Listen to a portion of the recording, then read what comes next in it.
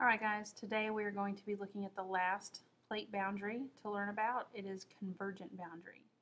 Now as we look through these examples, you'll see that sometimes you have continental or land plates and other times they're oceanic plates.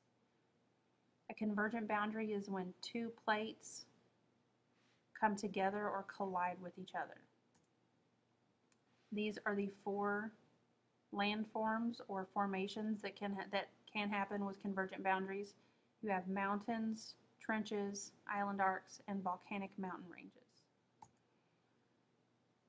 Now here we see how mountain ranges are formed. You have a continental crust and another continental crust. So two continental plates coming towards each other, and when they collide or converge, it creates mountain ranges. Here's an example. The Himalaya Mountains right here in the northern part of India, where the Indian plate and the Eurasian plate collide, you get the Himalaya Mountains.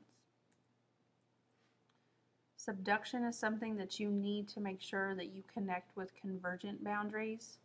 This is when the plates collide, one is more dense than the other, so it moves under another plate. So if you have an oceanic plate and a continental plate, the oceanic plate is thinner and more dense, so it sinks or subducts underneath the continental plate.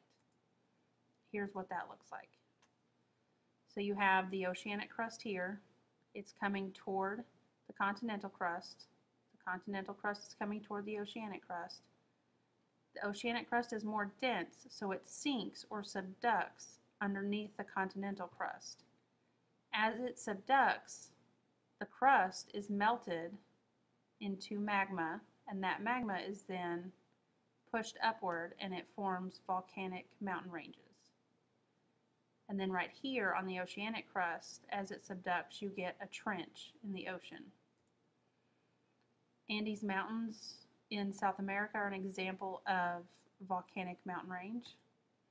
You also have Krakatoa in Indonesia and Mount St. Helens in Washington State. Now when you have two oceanic plates that are converging or colliding, you get island arcs and trenches. The Mariana Trench is the deepest part of the world's ocean. It is deeper than Mount Everest is tall.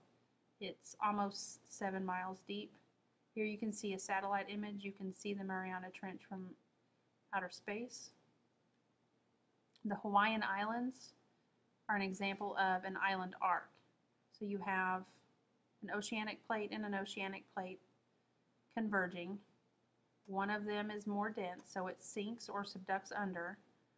That crust melts into magma, and then as the plate moves, the magma creates these little islands that end up being in the shape of a curve or an arc.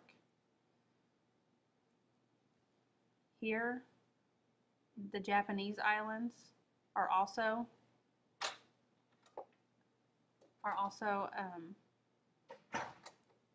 island arcs, and that's it.